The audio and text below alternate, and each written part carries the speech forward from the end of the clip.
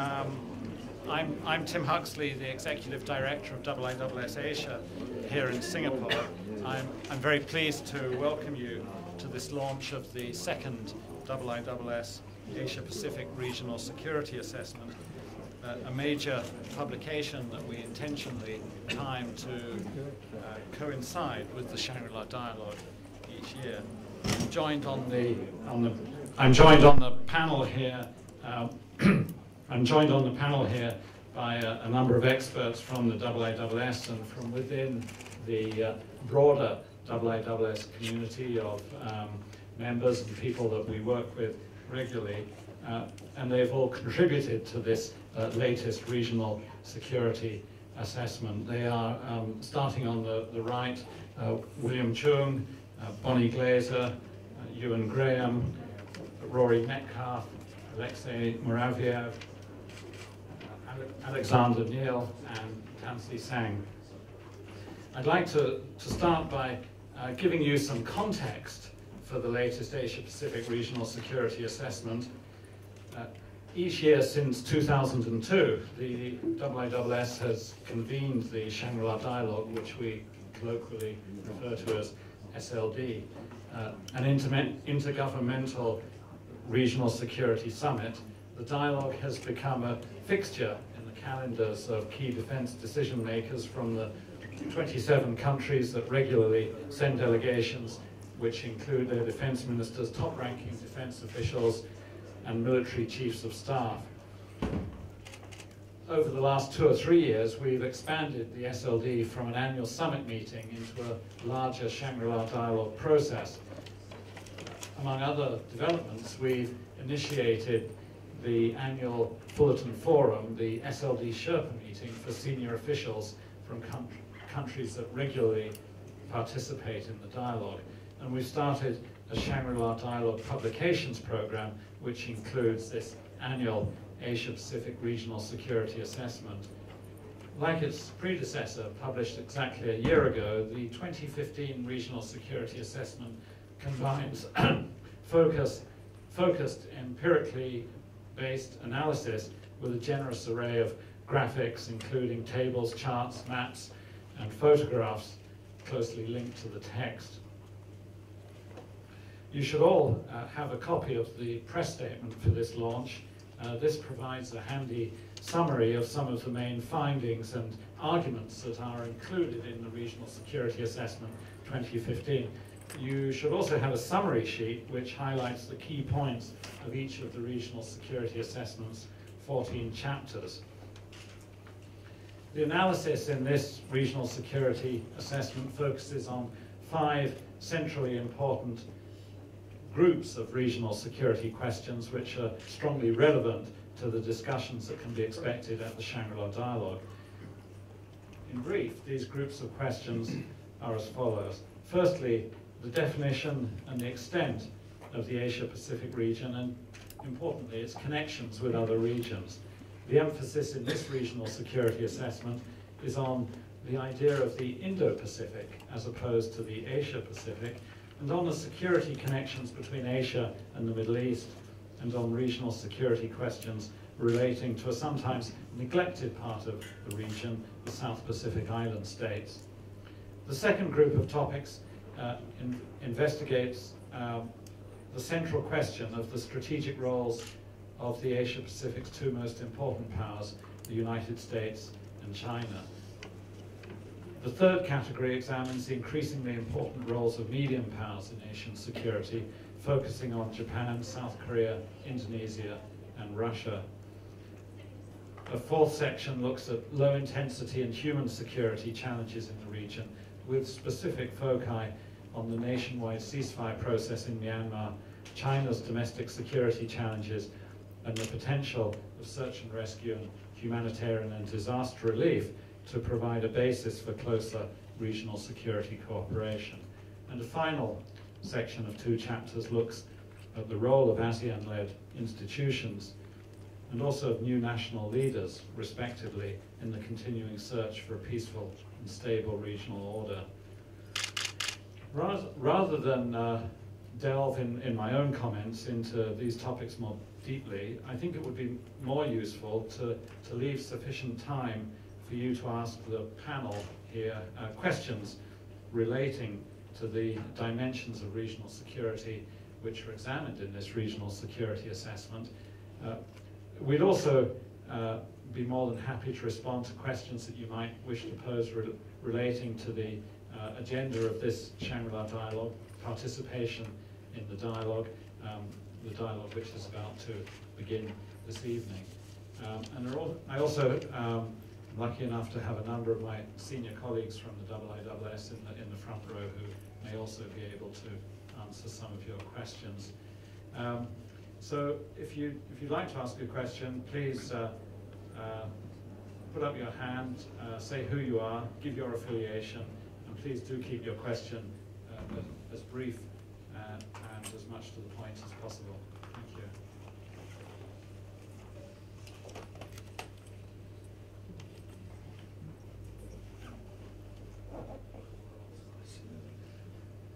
For want of any other question, Jonathan Marcus from the BBC. It's a very vague and general question, but you know, this is a region where there is a whole genre of fiction about the next world war. You have a lot of more serious strategic commentary talking about this being the place where a major conflict between key powers might well occur. And yet, on the other hand, you have the extraordinary economic interconnectivity between countries. Do you think that the sort of parameters and the whole sort of analytical framework that we use to try and characterize what's going on in the region is really adequate? I mean, it seems to me that so often we seem to be falling back on almost kind of stereotypes of incipient conflict or whatever, that may not necessarily reflect everything that's going on in the region at the present time. Okay, thank you very much. That's a big question. Maybe I could turn to Bonnie Glaser first of all.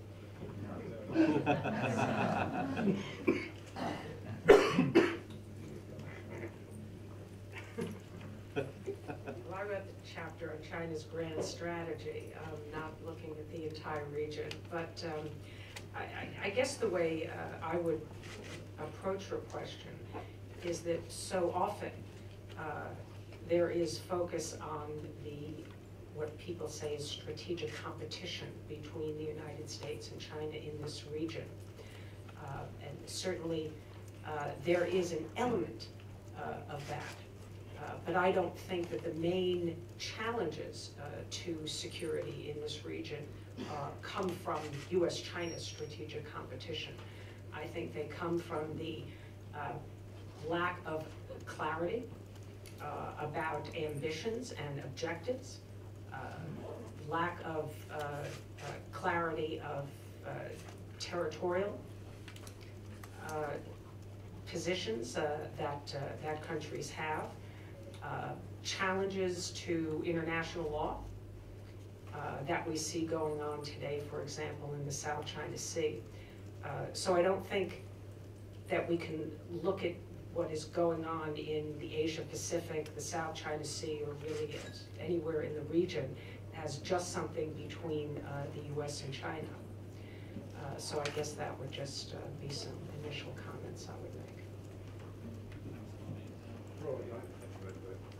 Yes, look, Rory Metcalf from the National Security College at the Australian National University. I wrote the chapter on the Indo-Pacific, offering a new framework for understanding the region. Your question, I think, goes to the deeper question of is war, is the threat and use of coercion and force obsolete in this region? I think it clearly isn't. There's been debates about this that the Institute has hosted over the years, but I think it's extraordinary that if you look at the past decade, the growth of trade, interdependence, investment connections among powerful countries in the region, you've seen not only growth in military spending occurring at the same time, but really the coercive signalling about military capabilities that many of us thought would belong to a different age. So it is a bit trite to say it, but a lot of the patterns and tendencies that we might have thought belonged to 19th century Europe are unfortunately alive and well here.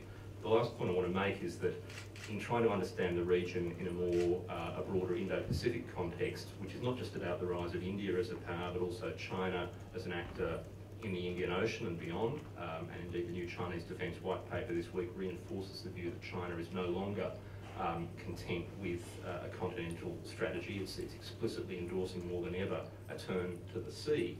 We've seen economic linkages, we've seen energy dependence growing across the Indian Ocean, but at the same time we've seen growing military interest, military presence going with that, and that is unsettling a number of other countries in the region. So yes, we need a new way of looking at all of this, but that way isn't to replace, unfortunately, to replace security with economics. It's to develop a more hybrid way of understanding security, and I would define that as an era of constant competition. No country wants war, no power wants war, and that's pretty much the only good news out of this at the moment.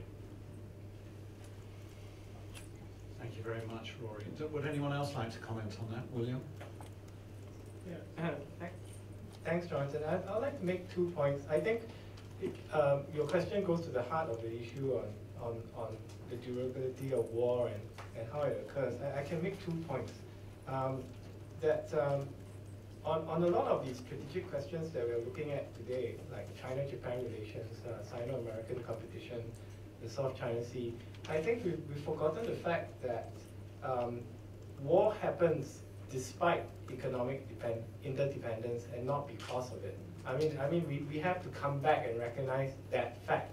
I mean, there's so many economists who come out and say, look, the Chinese and the Japanese are never going to go to war over the Senkakus. Well, I dispute that point, because there are so many issues besides economic interdependence that we should be looking at. 1914, for example, I mean, the economies of Germany and Great Britain were so interconnected.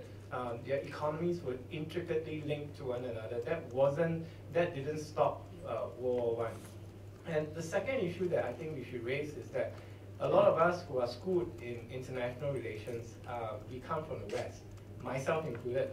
I mean, we are trained in the Western way of international relations, which kinds of, sometimes we tend to discount the fact that there are emotional and affective kind of components when it comes to foreign policy.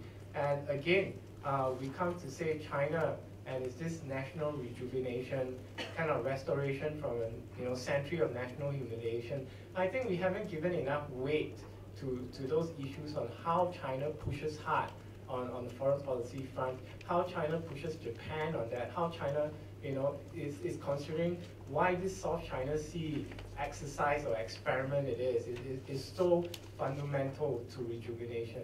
Thank you. Thanks, William. Jonathan, your question has provoked a wide range of responses. But Ewan and then Alexei. Ewan Graham from the Lilly Institute in Sydney. I wrote the chapter on probably the least warlike of all of the topics, which was humanitarian disaster relief and search and rescue. So I'm wandering off topic here, perhaps dangerously to venture a reply. But I just point out that empirically, at least, there is almost a kind of I think this gets to the nature of your question, whether the framework is adequate, almost a paradoxical quality, particularly if we're looking at the Western Pacific, but I would expand that out to the wider Indo-Pacific. We're looking at the incidence of war. We have the Kargil conflict in South Asia, but that's, by historical standards, still fairly small in terms of battlefield casualties. If we're looking at the Western Pacific, it becomes even starker. You have China, Japan, neither of them have really used serious combat power. Japan certainly since 1945, China since the mid-1980s. The United States, it's often forgotten, has not used force in any kind of combat operation since 1975. So that's it's a considerable stretch. Now that of course doesn't mean that war is not going to happen. I think it sharpens the contrast when you've had that long period of peace. It sharpens the contrast. If something does happen, it will have a kind of key order shaking and demonstration value. The other thing is that contrasted with other regions in the world, even Europe has had more serious conflicts more recently than that. Of course, there's one ongoing. We had the Balkans before that. Africa and the Middle East, of course, have a long litany of conflicts, almost everywhere else. It's that peculiar contrast, the paradox of the long piece, and yet if it does go wrong here, it goes wrong more seriously, I think, than anywhere else. Thanks, Ewan. Thanks very much, Tim. Alexei Muravyov. I contributed a chapter on Russia's strategic re-engagement with the area from Curtin University in Western Australia.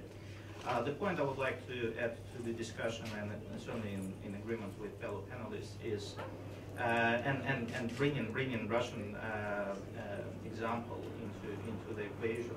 I think the complexities of reading the current situation as well as future developments in the Pacific, certainly with regards also to strategic forecasting, is the area provides opportunities for both deep economic engagement, but also opportunities for geopolitical maneuvering. And this is something that certainly can be viewed differently if you would start comparing, for example, to what's currently happening in Europe, where geopolitically everything is very much established and very much fixed. So these opportunities that medium powers like Russia, for example, in its new search, rediscovery of the area, are seeking, on one hand, create mobilization of forces, ignition of regional developments, but also, depending on how this ambition is being read, can also lead to all range of interpretations that may contribute to the elevation of geopolitical risks. And I'm certainly in full agreement with what's been said before, that economic interdependence and economic opportunism that obviously all major powers and medium powers are seeking in this booming area would not preclude geopolitical competition. And coming back to the point I made before, because the region provides us with space, they enable us with space for seeking geopolitical opportunities. It does elevate the degree of risk that may result into more aggressive form of power competition. Thanks very much, Alexei. Next question, please. Microphone's coming to you. I'm Crystal Sun, working for Phoenix New Media from China, and I've been talking to some of the Chinese experts and delegates, and they are kind of complaining about that the IISS always put them on the last day to make the speech, and they think they are not seen as important as they think they are. So I'm curious, what is the IISS response to that? Thank you.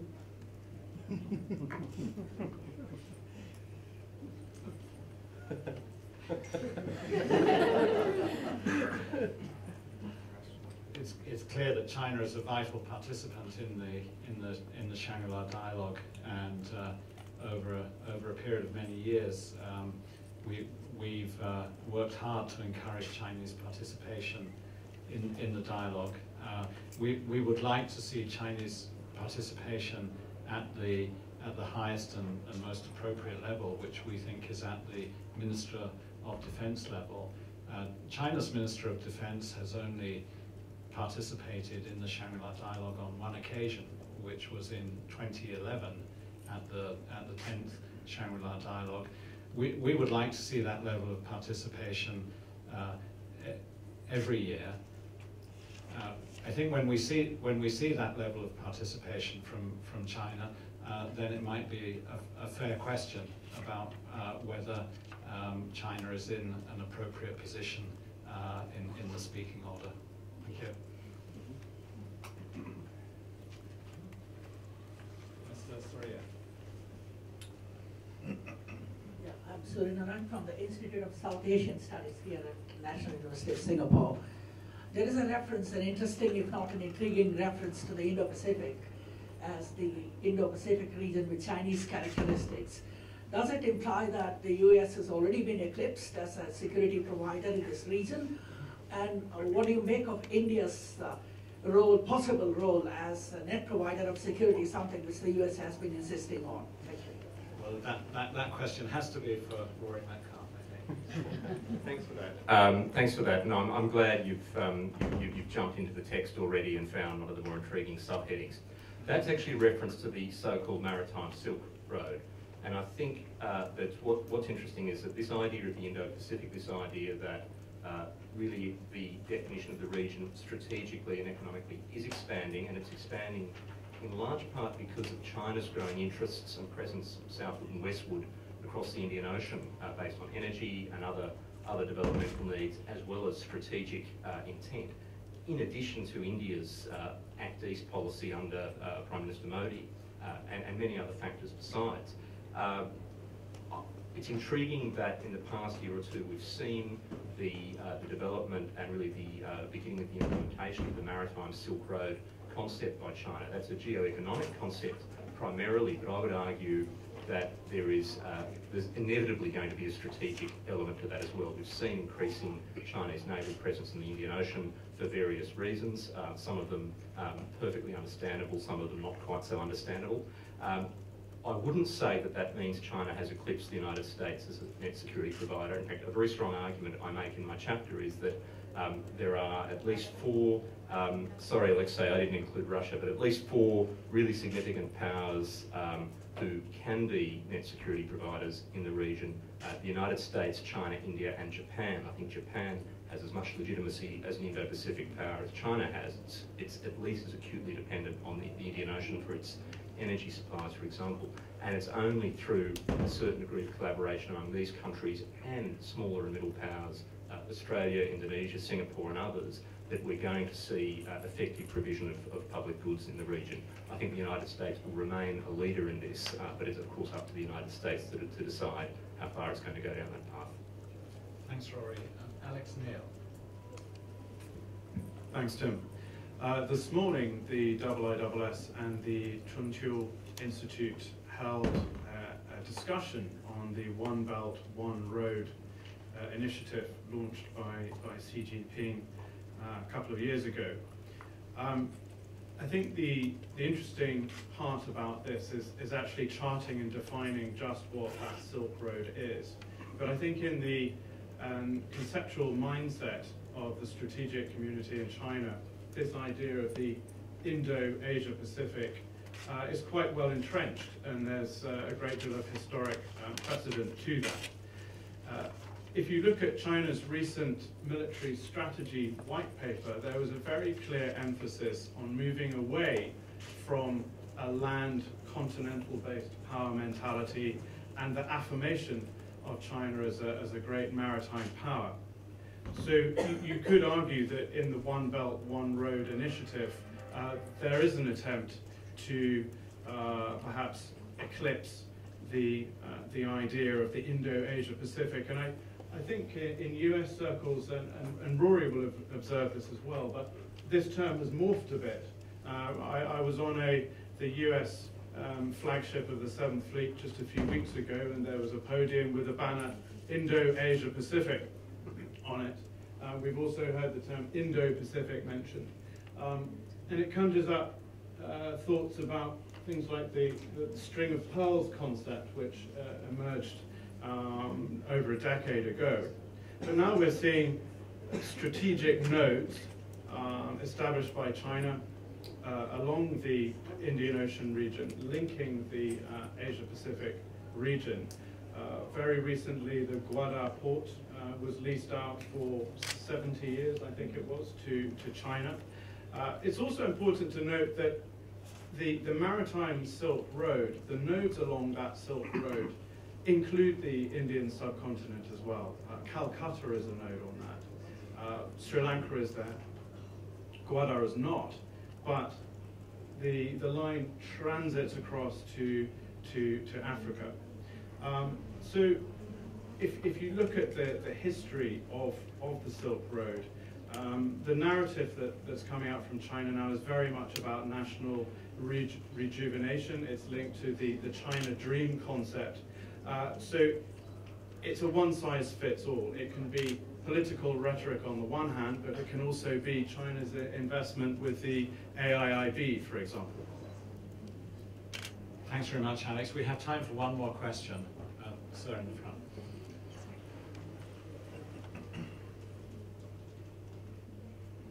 Eric Sladen, the Stars and Stripes.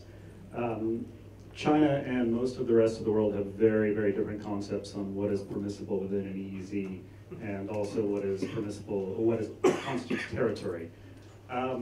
Is there any indication in your research that there is room for compromise, room for changes in terms of how these various parties view these concepts? Bonnie? Well, first I would say that China is not the only country that has a different interpretation than the United States of what activities can be conducted within an EEZ. China is really the only country that seeks to enforce its interpretation. And so that is really the difference. Countries, I think, like Brazil, Malaysia, to some extent India, also believe that there are certain military activities that should not be conducted in a nation's EEZ.